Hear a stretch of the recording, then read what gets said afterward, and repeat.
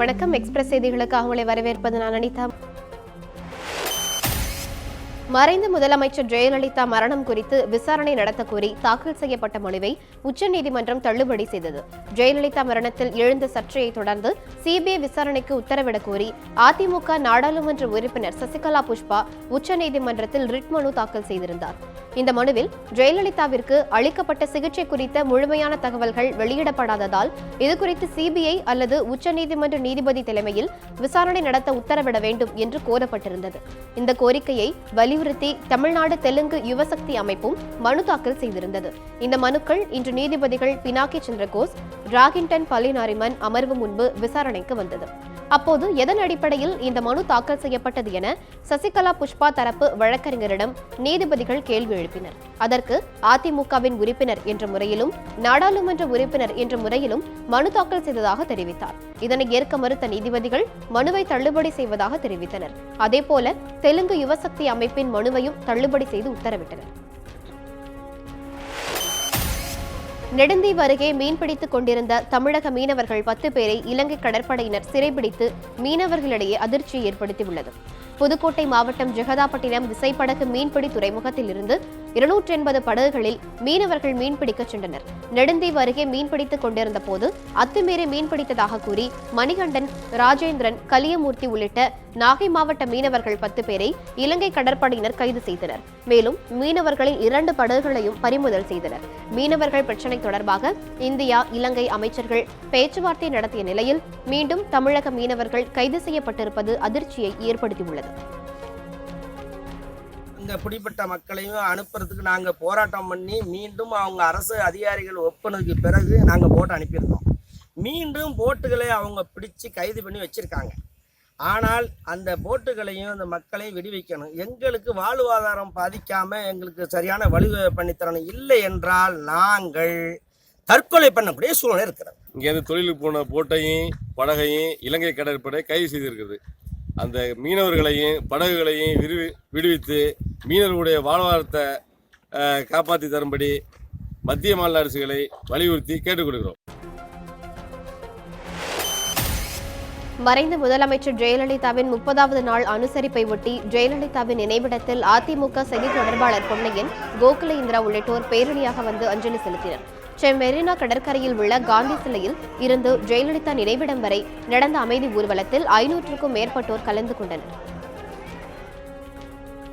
அம்மானுடைய செயல் திட்டங்கள், அம்மானுடைய கொள்கைகள், அம்மானுடைய கோட்பாடுகள், அம்மா எந்த ஏழையின் செருப்பில் இறைவனை காண்போம் என்று நினைத்தாரோ, எந்த ஏழை சிரித்து வாழ வேண்டும் என்பதற்காக வாழ்ந்தார்களோ, எந்த ஏழை பட்டினியும் பசியோடு இருக்கக்கூடாது என்பதற்காக எண்ணற்ற திட்டங்களை செயல்படுத்தினாரோ அந்த திட்டங்கள் அனைத்துமே சின்னம்மா நிறைவேற்றுவார்.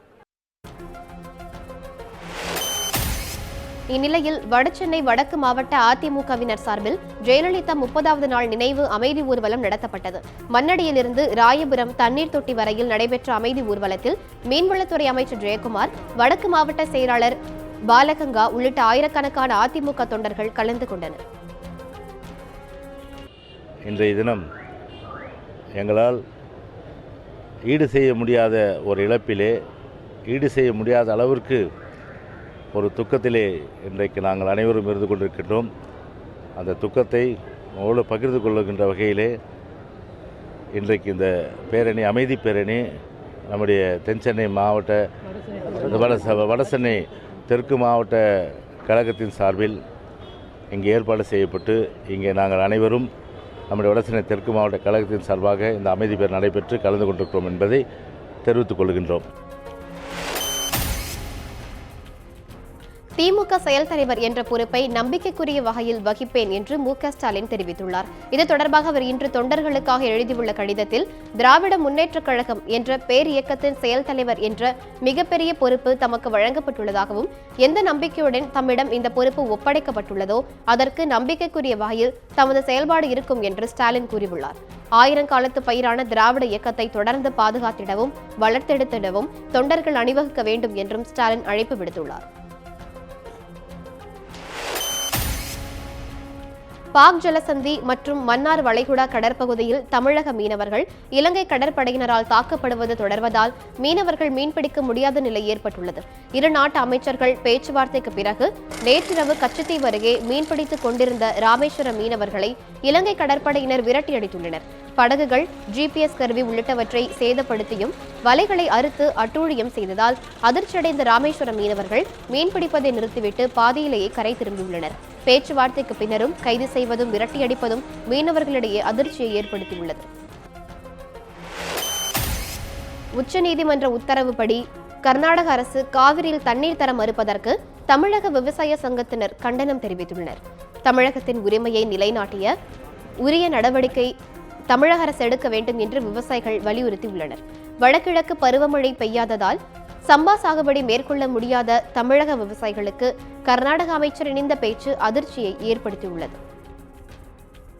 தண்ணீரை பெற்றுத்தர வேண்டிய பொறுப்பு, உச்சநீதிமன்ற தீர்ப்பை செயல்படுத்த வேண்டிய பொறுப்பு பாரத பிரதமருக்கு இருக்கிறது, மத்திய அரசுக்கு இருக்கிறது.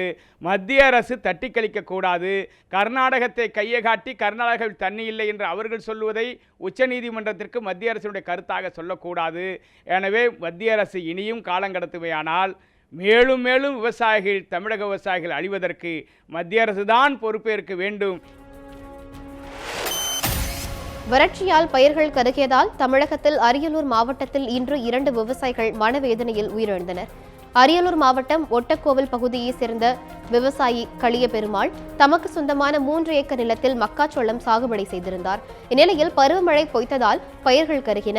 வழக்கம் போல் இன்று காலை வயலுக்கு சென்ற களிய பெருமாள் கருகிய பயிர்களை கண்டு மனமுடைந்து உயிரிழந்தார். இறந்த விவசாயின் குடும்பத்திற்கு நிவாரணம் வழங்க வேண்டும் என்று விவசாயிகள் கோரிக்கை விடுத்துள்ளனர்.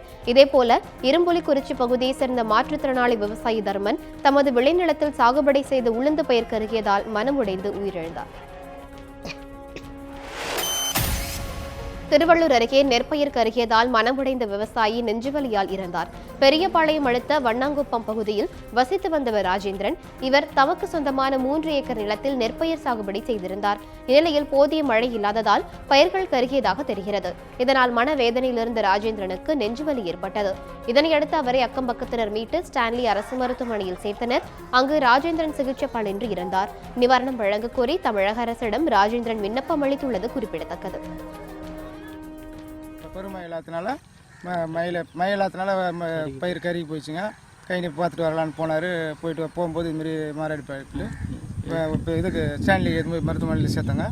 சேர்த்த போதுக்கு பெரிய காப்பாற்ற முடியாமல் இறந்துட்டாருங்க மாரடிப்பினால. தமிழக அரசு ஏதோ எங்களால் முடிஞ்ச உதவி பண்ணுங்க தாய்மொழியில் கேட்டுக்கொள். முல்லைப்பெரியாற்றில் பொதுப்பணித்துறை மதுரை மண்டல தலைமை பொறியாளர் சங்கர் ஆய்வு செய்தார்.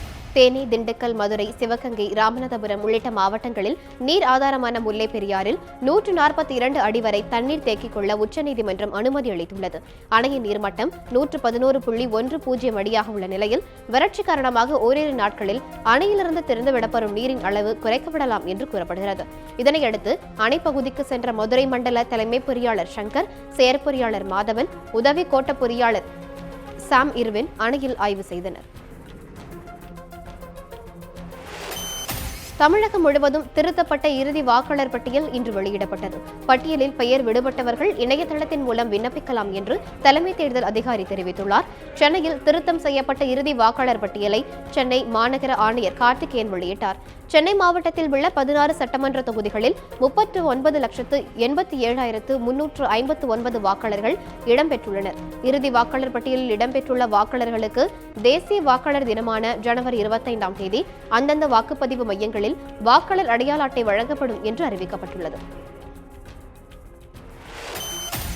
தூத்துக்குடி அனல் மின் நிலையத்தின் 5வது யூனிட்டில் பழுது காரணமாக 210 மெகாவாட் மின் உற்பத்தி பாதிக்கப்பட்டுள்ளது. தூத்துக்குடி அனல் மின் நிலையத்தில் 210 மெகாவாட் மின் உற்பத்தி திறன் கொண்ட 5 யூனிட்டுகள் மூலம் மின் உற்பத்தி செய்யப்படுகிறது. சமீப காலமாக இங்குள்ள யூனிட்டுகளில் பழுது ஏற்பட்டு வருவதால் மின் உற்பத்தி பாதிப்படைந்துள்ளது. கடந்த அக்டோபர் மாதம் 5வது யூனிட்டில் கொதிக்கலன் குழாய் வெடித்து விபத்துக்குள்ளானதில் பணியாளர்கள் 3 பேர் உயிரிழந்தனர். இதனையடுத்து பணி நிறுத்தப்பட்டு 71 நாட்களுக்கு பிறகு மீண்டும் மின் உற்பத்தி துவங்கிய நிலையில் மீண்டும் பழுது ஏற்பட்டதால் மின் உற்பத்தி நிறுத்தப்பட்டுள்ளது.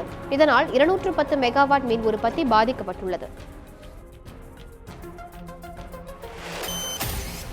தமிழகத்தில் வடகிழக்கு பருவமழை காலம் நிறைவடைந்துள்ளதாகவும் 141 ஆண்டுகளில் இல்லாத வகையில் 62% அளவுக்கு மழையளவில் பற்றாக்குறை ஏற்பட்டுள்ளதாகவும் வானிலை ஆய்வு மையம் தெரிவித்துள்ளது. நடப்பு பருவத்திற்கான வடகிழக்கு பருவமழை கடந்த 2016ஆம் ஆண்டு அக்டோபர் 30ஆம் தேதி தொடங்கி நேற்றுடன் முடிவுக்கு வந்தது. இனி குளிர்காலத்துக்கான லேசான மழை மட்டுமே பெய்யும் என்றும் அறிவித்துள்ள வானிலை ஆய்வு மையம் 2016ஆம் ஆண்டில் மொத்தம் 41% அளவுக்கு மழை குறைந்துள்ளதாக கூறியிருக்கிறது.